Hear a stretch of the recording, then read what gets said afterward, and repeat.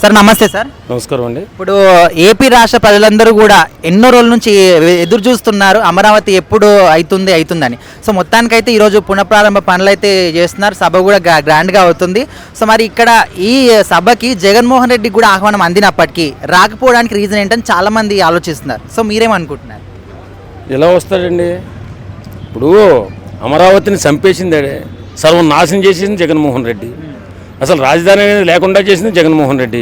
ఈవేళ ముందుగా గౌరవ ప్రధానమంత్రి గారికి అందరూ కూడా శిరస్సు వంచి నమస్కారాలు తెలియజేయాలి. ఎందుకంటే సామాన్యంగా ఇంక గొప్ప పండగ జరుపుకోవడానికి కారణం ప్రధానమంత్రి గారు. 40 నుంచి 50,000 కోట్ల రూపాయలు, సామాన్యం కాదు. 50,000 కోట్ల రూపాయలు అంటే అంత గొప్పగా ఆ రాజధానికి నిధులిచ్చి ఈరోజు ఆంధ్రప్రదేశ్ని ఆదుకున్నందుకు, అలాగే ఆ మహత్తరమైన పండుగలో అందరూ పాలు పంచుకున్నారు. వాస్తవంగా జగన్మోహన్ రెడ్డి కూడా రావాలి. ఎందుకంటే ఆయనకి శుభకార్యాలంటే పడవు, అశుభకార్యాలంటే ఎక్కువగా వెళుతుంటాడు వాస్తవంగా. లేకపోతే ఆంధ్రప్రదేశ్లో అంత గొప్ప పండగ జరిగేటప్పుడు ఆహ్వానం ఉన్నప్పుడు ఎందుకు రాకూడదు? వచ్చి 4 మాటలు మంచి మాటలు మాట్లాడవచ్చు కదా. ఇంటికి వెళ్ళి మరి ఇచ్చారు ఆయన, లేకపోతే పిఏకి ఇచ్చి మరి చెప్పండి అనే విధంగా చెప్పారు. అవునండి, ఇప్పుడు రావాలి. వాళ్ళు పిలిచినా పిలవకపోయినా నన్ను ఎందుకు పిలవలేదని అడగాలి.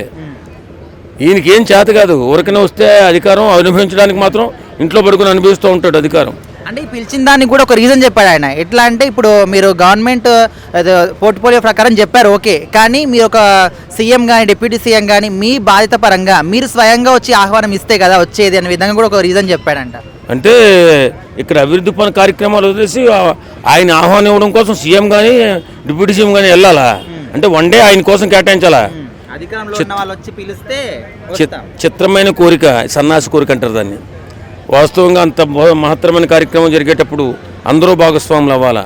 ప్రతిపక్ష నాయకుడితను బాధ్యత ఏంది సగము. ప్రతిపక్షం ఉంటే సరిసగం అని అర్థం. ఒక అధికారం సరిసంగం లేకపోవచ్చు, కానీ బాధ్యత సరిసంగం ఉంటుంది. ప్రతి ఒక్కరు గుర్తించవలసిన అవసరం రాజకీయ నాయకుడు. ఎందుకంటే ఇక్కడ ఇంత గొప్ప కార్యక్రమం జరుగుతుంది.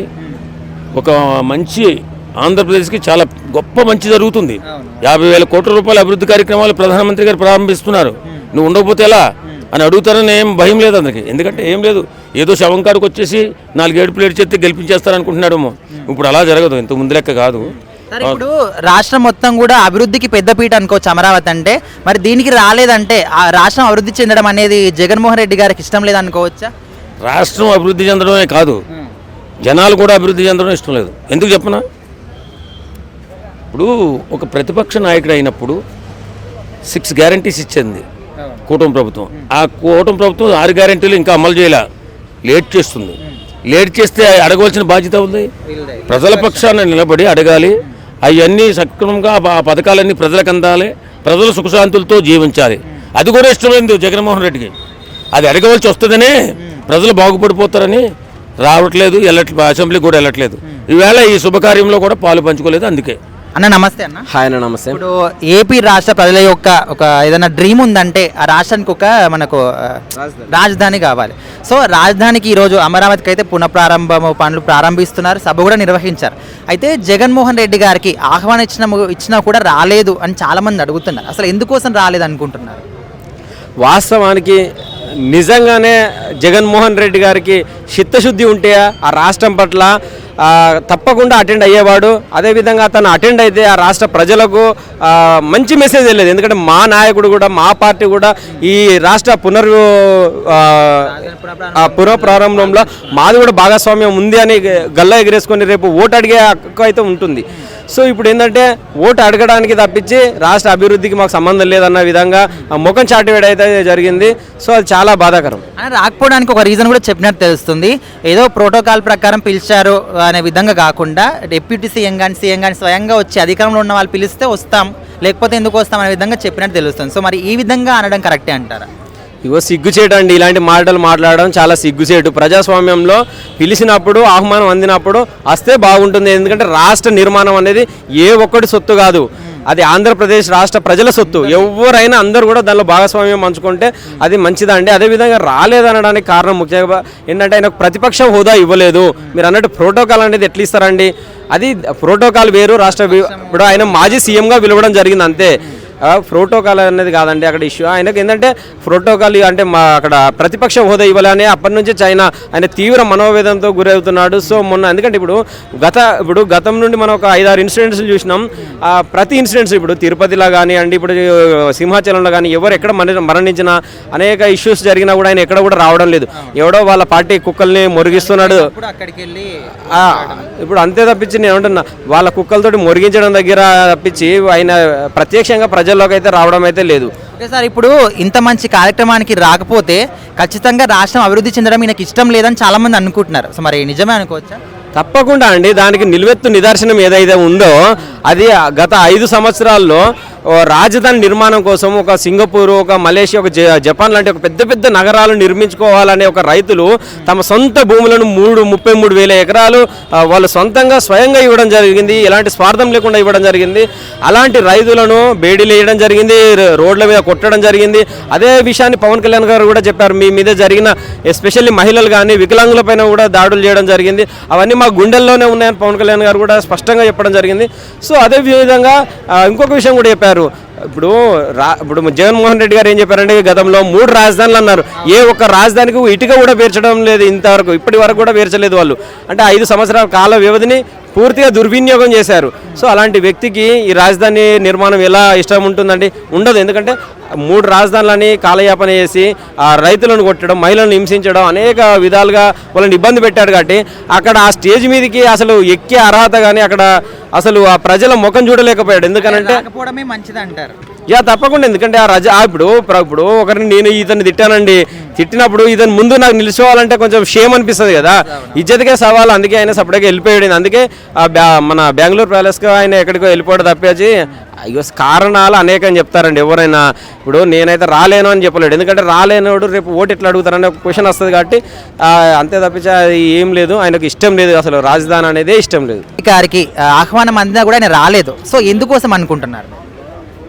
అతనికి ఆహ్వానం ఎందుకు ఇచ్చారు నాకు అర్థం కాల. అతను మామూలుగానే అమరావతి రాజధానిగా ఉండడం ఇష్టం లేదు. గత 5 సంవత్సరాలు అమరావతి రైతులను ఎంత ఇబ్బంది పెట్టాడో చూశారు. అది అన్నీ తెలుసుకోవడం మళ్ళీ సరే ఏదో మాజీ ముఖ్యమంత్రి కాబట్టి ఆహ్వానం మబ్బించుంటారేమో. రాకపోవడం అనేది అక్కడే అర్థమవుతుంది కదా అమరావతి అతనికి ఇష్టం లేదని. దాన్ని కొత్తగా చెప్పాల్సిన అవసరం లేదు. ఈరోజు ఎవరు వచ్చినా రాకపోయినా అమరావతి అనేది ఇంకా ఆగదు. అది వరకులాగా ఇంకా ఆగేది లేదు. దానికి ఒక చట్టం కూడా చేస్తున్నారు, ఎవరు వచ్చినా కానీ కదలీయకుండా. ఈరోజు నరేంద్ర మోడీ గారు రావడం ఆంధ్రప్రదేశ్ ప్రజలకు మంచి రోజులు వచ్చాయి. అమరావతి ఈ రోజు నుంచి పునఃప్రారంభం. ఇంకా మ్యాక్సిమం ఇంకా 2 సంవత్సరాల్లో అమరావతి మొత్తం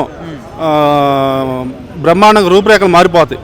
మన హైటెక్ సిటీ ఎలాగుందో ఆ టైప్లో అమరావతి అంతా కంపెనీలు వచ్చేసి మ్యాక్సిమం రూపురేఖలు మారిపోతాయి. ఇబ్బంది లేదు, ఆంధ్రప్రదేశ్ అభివృద్ధి దిశలో ముందుకు దూసుకుపోయింది. ఓకే అన్న, జగన్మోహన్ రెడ్డి గారి సభకు రాకపోవడానికి ఒక రీజన్ చెప్పినట్టు తెలుస్తుంది. వేరే గవర్నమెంట్ తరపున ఎవరో ఒకరు వచ్చి పిలవడం కాదు, సీఎం కానీ డిప్యూటీ సీఎం కానీ స్వయంగా వచ్చి పిలిస్తే, అధికారంలో ఉన్న వాళ్ళు పిలిస్తే అప్పుడు మేము వస్తామనే విధంగా కూడా చెప్పాడంట. సో ఈ విధంగా మాట్లాడడం కరెక్టే అనుకుంటున్నారా? అసలు వీళ్ళు ఎందుకు పిలుస్తారండి? పోయిన 5 సంవత్సరాల్లో చంద్రబాబు నాయుడు గారిని, భువనేశ్వర్ గారిని, లోకేష్ గారిని, పవన్ కళ్యాణ్ గారిని ఈ రకంగా బూతులు తిట్టించి మీ ఎమ్మెల్యేల మంత్రుల చేత మళ్ళా వాళ్ళు మిమ్మల్ని వచ్చి పిలుస్తారా? ఏదైనా అర్థం ఉందా? ఏదో ప్రోటోకాల్ కూడా లేదు. ఎందుకంటే మీకు అపోజిషన్ లేదు కాబట్టి పిలవాల్సిన అవసరంలో కూడా లేదు. ఆ రకంగా మీరు బూతులు తిట్టి చంద్రబాబు నాయుడు గారిని ఏడిపించి, అంటే ఆ రోజు చంద్రబాబు నాయుడు గారు ఏడ్చారు కూడా, అంటే ఆయన వీళ్ళు తిట్టిన బూతులకి. పవన్ కళ్యాణ్ గారిని ఎన్ని రకాలుగా మీరు ఇబ్బంది పెట్టారు? 3 భార్యలని ఎన్ని రకాలుగా ఆయన్ని పర్సనల్గా ఇబ్బంది పెట్టారు. ఇంత ఇబ్బంది పెట్టి మళ్ళీ మిమ్మల్ని పిలుస్తారు వచ్చి.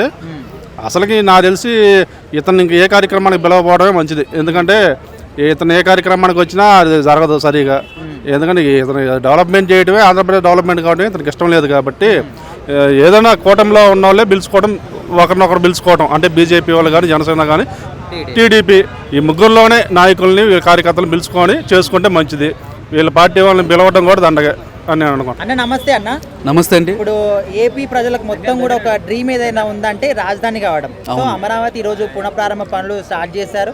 ఇక్కడ సభకు కూడా ప్రధాని గారు వచ్చారు. అయితే జగన్మోహన్ రెడ్డి గారికి ఆహ్వానం ఇచ్చినా కూడా రాలేదు. సో ప్రజలందరూ కూడా ఎందుకు రాలేదని అనుకుంటున్నారు. సో మీరేమనుకుంటున్నారు, ఎందుకు రాకపోవచ్చు? నేనేమనుకుంటున్నానంటే అమరావతిలో ఆయనకి రాజధాని అనేది ఇంట్రెస్ట్ లేదని నా అభిప్రాయం. సో మేబీ దానివల్ల ఆయన రాలేదని నేను అనుకుంటున్నాను. అన్న ఇప్పుడు గత పరిపాలనలో వాళ్ళ ప్రభుత్వం ఉండే వైసీపీ ప్రభుత్వం, సో 3 రాజధానులు అని చెప్పారు. సో కనీసం మరి దాంట్లో ఒక్కదాన్ని కూడా వాళ్ళు ప్రారంభించలేదు. మరి ఇప్పుడు కూడా రాకపోవడం అంటే దాన్ని ఏ విధంగా తీసుకోవచ్చు?